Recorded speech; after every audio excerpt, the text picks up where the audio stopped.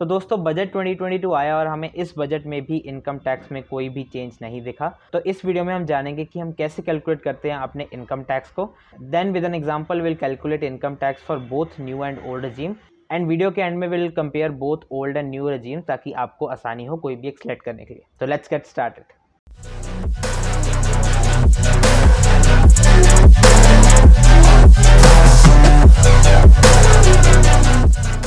तो hello everyone, welcome to my YouTube channel.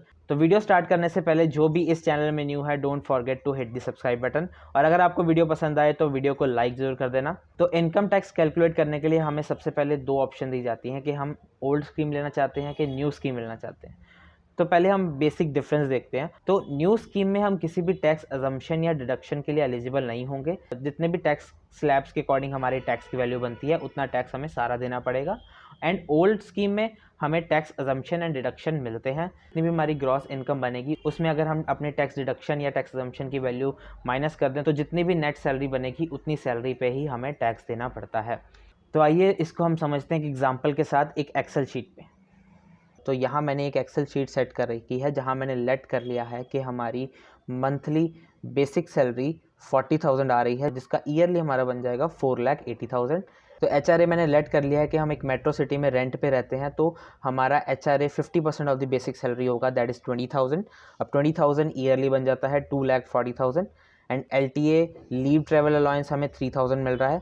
तो leave travel allowance पे हम टैक्स अजम्पशन 4 साल में सिर्फ 2 बार ले सकते हैं, और HRA पे टैक्स अजम्पशन हम हर साल ले सकते हैं। हमारी पूरी पे स्लिप की एक डिटेल वीडियो भी मैंने अपने चैनल पर डाल रखी है। तो अगर आपको समझना है कि ये वैल्यूज़ क्या क्या हैं और कहाँ कहाँ हम अपने टैक्स बचा सकते हैं तो do check out that video, link मैंने डिस्क्रिप्शन में डाल रखा है। तो आगे चलते हैं। Let's suppose management allowance and special allowance की वैल्यू हमारी 10,000 एंड 15,000 है, जिसके अकॉर्डिंगली हमारा ईयरली वैल्यू 1,20,000 एंड 1,80,000 बनती है। तो नेट ग्रॉस सैलरी हमारी इन सब का टोटल करने के बाद 10,56,000 बनती है। तो इस एक्सेल शीट को आप सब भी यूज़ कर सकते हैं। ये एक्सेल शीट मैंने ऐसे सेटअप की है, अगर आप ये ईयरली वाला कॉलम अपने हिसाब से एडिट करते हैं तो सारी वैल्यूज़ जितनी भी यहाँ पे लिखी हैं वो उस हिसाब से एडिट हो जाएंगी।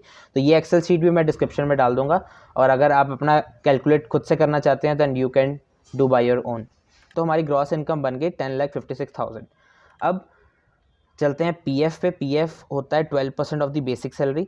तो यहाँ पे मैंने 12% ऑफ द बेसिक सैलरी ले लिया है। 12% ऑफ 4,80,000 बनता है 57,600। एंड लेट्स सपोज हमने अंडर ATC और ATCC इन्वेस्टमेंट कर दी है 10,000 पर मंथ, तो 1,20,000 की हमने इन्वेस्टमेंट कर दी है।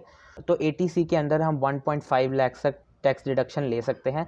अब टैक्स डिडक्शन और टैक्स अजम्पशन में क्या डिफरेंस है? तो टैक्स डिडक्शन होता है कि हमारी एक्चुअल सैलरी में से इतनी सैलरी नॉन टैक्सेबल हो जाएगी, और टैक्स अजम्पशन होता है कि हमारी वो पर्टिकुलर वैल्यू जितने हमारा टैक्स अजम्पशन है वो हमारे इनकम में काउंट ही नहीं होती है। तो हम इसका टोटल ले लेते हैं। तो ये बनता है 1,77,600। हम 1.5 लाख तक अपना टैक्स डिडक्शन करवा सकते हैं, एंड उसमें हम अपना एम्प्लॉयर कंट्रीब्यूशन ऑफ PF भी डाल सकते हैं। तो इसलिए इन टोटल वैल्यू हमारा 1,77,000 बनती है, बट हमें सिर्फ टैक्स डिडक्शन मिलता है 1.5 लाख पे। तो इसलिए टैक्स डिडक्शन की वैल्यू हो गई 1.5 लाख। अगर आप इसको रिड्यूस कर देंगे तो ये उसी हिसाब से चेंज हो जाएगा। अगर लेट्स सपोज हमने 20,000 कर दी तो ये 77,000 हो जाएगा, क्योंकि हमारा टोटल ही 77,000 बना। तो अभी हम मान के चलते हैं कि हमने 1,20,000 की इन्वेस्टमेंट की है, देन 1.5 लाख तक हमें टैक्स डिडक्शन मिल सकता है। एंड टैक्स अजम्पशन हमें HRA एंड LTA पे मिलता है। तो यहाँ मैंने HRA एंड LTA का टोटल ले रखा है। तो अब चलते हैं old scheme and new scheme की तरफ। तो सबसे पहले हम देखते हैं न्यू स्कीम को। तो न्यू स्कीम के हिसाब से हमारा नेट टैक्सेबल इनकम पूरी ही ग्रॉस इनकम जितना ही बनता है, जितनी हमारी ग्रॉस इनकम है उतना ही हमारा नेट टैक्सेबल इनकम है न्यू स्कीम में, क्योंकि हम इसमें कोई टैक्स अजम्पशन एंड डिडक्शन नहीं ले सकते। तो अब इसमें टैक्स स्लैब्स कैसे हैं कि 2.5 लाख तक हमें कोई टैक्स नहीं देना पड़ता, दैन 2.5 लाख टू 5 लाख हमें 5% टैक्स पड़ता है, जो वैल्यू बनती है 12,500।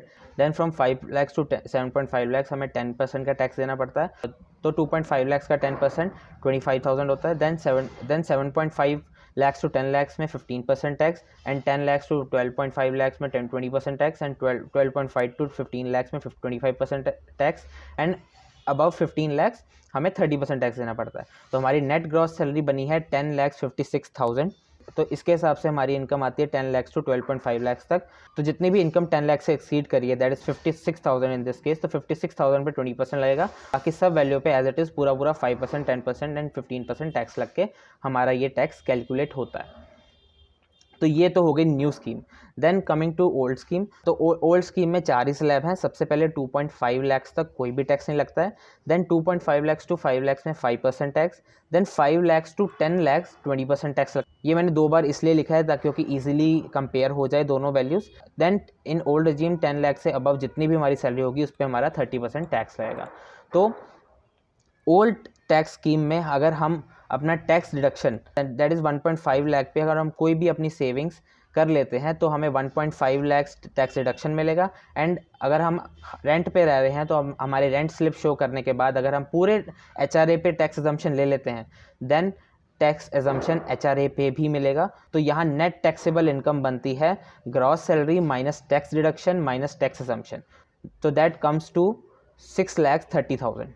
तो ओल्ड स्कीम में सिर्फ 6,30,000 पे ही हमारा टैक्स लगेगा। तो इस केस में अगर हम अपना टैक्स कैलकुलेट करें तो ये इन दोनों स्लैब्स में ही आके 12,500 एंड 26,000 बनता है। तो अब लास्ट में मैंने इन दोनों टैक्स का टोटल कर रखा है। तो न्यू स्कीम में हमें टोटल टैक्स देना पड़ा 86,200, बट ओल्ड स्कीम में हमें टोटल टैक्स देना पड़ा 38,500 टैक्स एजम्पशन और टैक्स डिडक्शन निकालने के बाद। तो इस केस में हमारी मंथली सैलरी बनी 84,791 और न्यू स्कीम में हमारी मंथली सैलरी बनी 80,816। बट हम कोई भी अपनी सेविंग्स नहीं करते हैं या हम कोई भी रेंट की रिसिप्ट भी अपनी नहीं शो करते हैं। तो अगर मैं इस नेट टैक्सेबल इनकम से ये दोनों वैल्यूज़ निकाल दूं और पूरी ग्रॉस वैल्यू पे अगर हम टैक्स निकाल लें तो ये टैक्स बनता है 1,29,000 जो न्यू टैक्स से ज़्यादा है। तो इस केस में हमारी मंथली सैलरी बन जाती है 77,225 जो कि न्यू टैक्स रजीम से कम है।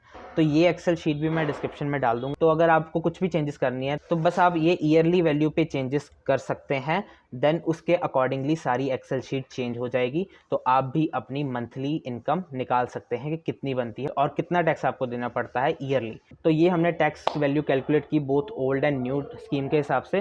तो इससे हमें ये पता लगता है कि ओल्ड स्कीम अगर हम लेते हैं और टैक्स डिडक्शन और टैक्स अजम्पशन दोनों ही इंक्लूड करते हैं, अच्छे से अपनी सेविंग्स करते हैं और HRA भी शो करते हैं, तो हमारा टैक्स काफ़ी कम हो सकता है और हमारी मंथली सैलरी बढ़ सकती है। But on the other hand अगर हम कोई भी टैक्स अजम्पशन या टैक्स रिडक्शन नहीं करते हैं तो हमें टैक्स ज़्यादा देना पड़ सकता है। तो आई होप अब आपको समझ आ गया है कौन सी टैक्स रजीम किस चीज़ में बेटर है। तो इस वीडियो के लिए इतना ही। अगर आपको वीडियो पसंद आई हो तो do hit the like button and don't forget to subscribe my channel.